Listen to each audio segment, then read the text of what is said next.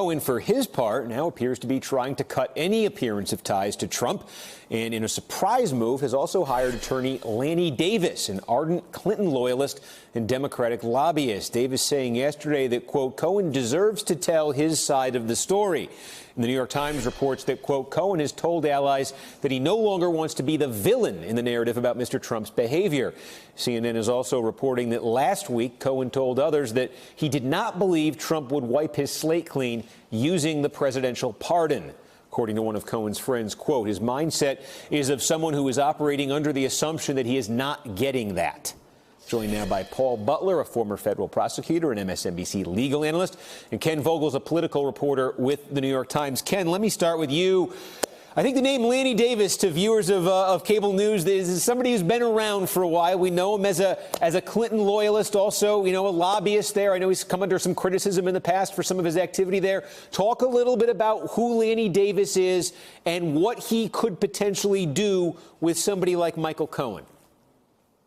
Yeah, Lanny Davis is a real expert, Steve, in navigating the Washington scandal culture and the Washington sort of media political culture. He's done that effectively, obviously going back to Bill Clinton and his impeachment scandal, but more recently with other clients. And he's also someone who has shown that he doesn't necessarily have ideological rigidity that would keep him from working with folks on the other side, or even clients who might not necessarily fit with what one might consider a traditional Democratic, capital D Democratic sensibility. He's currently lobbying for a Czech defense contractor, and actually in that capacity, he has invited Steve Bannon, the former Trump White House advisor, to debate at a forum sponsored by this Czech defense contractor. And actually, interestingly, Steve Bannon, when he was in the White House and trying to advise Donald Trump on how to navigate the then unfolding Mueller probe, he actually reached out to Lanny Davis to pick his brain about it. So Lanny Davis, a recognized expert in this, and one who has shown a willingness to work with people who aren't necessarily on his partisan team. Well, yeah, and so, Paul, I think it's an interesting question here, because the activity Michael Cohen has been sort of undertaking here in public recently, the ABC News interview, changing his social media profile, now this with Lanny Davis. I think there's been a question here about whether this is about a legal strategy or a public relations, public image strategy. Do you read Lanny Davis as somebody who can help him navigate the court of public opinion or the court of law more? So both. So Lanny Davis is kind of like Rudy Giuliani in that he can go into full-on attack dog mode. He loves to go on TV and defend his clients. So he could be that TV lawyer for Michael Cohen, the way that Giuliani is for the president. But he's also got mad skills, mad legal skills in a way that so far we haven't seen from Giuliani. And so I think this is part of the clap back. This is the week that Michael Cohen clapped back on President Trump. We see him ghost the president on social media. We hear him say that his loyalty is to his family and country and not President Trump. And so he's either really sending a message to the president, yo, if you're going to pardon me, you better do that fast, quick, and in a hurry. But more likely, he's sending smoke signals to Special Counsel Mueller. I'm ready to talk if you are. Give me a ring.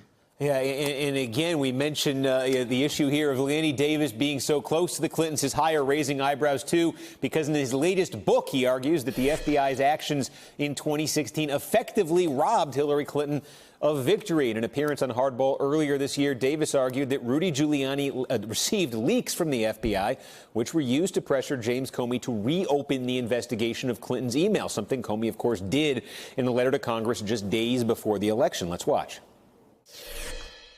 Fact, on the 25th of October, 3 days before the Comey letter, Mr. Giuliani went on television and said, ha, this is Fox, something's coming. On October 28th in the morning, before the letter was written, he went on the Hugh Hewitt show and he said, I have heard from active and former FBI agents something bad is coming. Giuliani and many of the New York City FBI agents have been identified as leaking to pressure James Comey to reopen an investigation that turned out to be a nothing burger. Ken, what do you know about the state of his relationship, Lanny Davis's, with the Clintons right now, with Hillary Clinton? It is still close? Is this the sort of thing he would have discussed with them at all? He would have cleared with them at all? Any sense of that?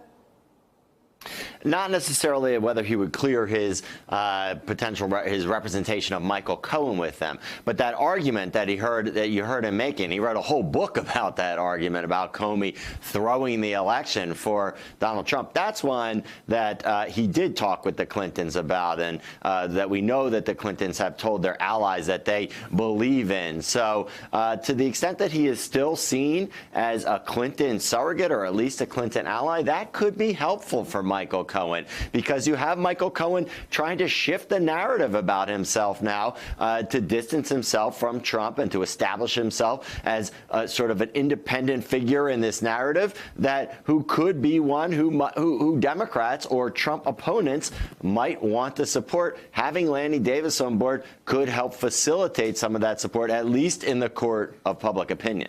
And Steve, if I could add to that, it's true that in the courtroom, Lanny Davis is a hired gun. He'll work for whatever client he thinks deserves his services. But in the political realm, he's a big old dyed-in-the-wool Democrat. And I don't think he needs this case. Guy's 72 years old. He's doing well. I think this may be part of his political agenda. He thinks that President Trump stole the election from Hillary Clinton. He and Hillary are besties, at least when it comes to politics. Again, I think that he's interested in how his new client, Michael Cohen, can help Mueller make the case against Trump. And just to remind everybody, in terms of the Russian, the Steele dossier, in that dossier, Michael Cohen is the star. He's the key to collusion. He was the link between the Trump organization and the Russians. And so if there's a story to tell about collusion and Trump, Michael Cohen is the person to tell it. All right, we will see how it plays out. Paul Butler, Ken Vogel, thanks to both of you. Hey there, I'm Chris Hayes from MSNBC. Thanks for watching MSNBC on YouTube. If you want to keep up to date with the videos we're putting out, you can click subscribe just below me, or click over on this list to see lots of other great videos.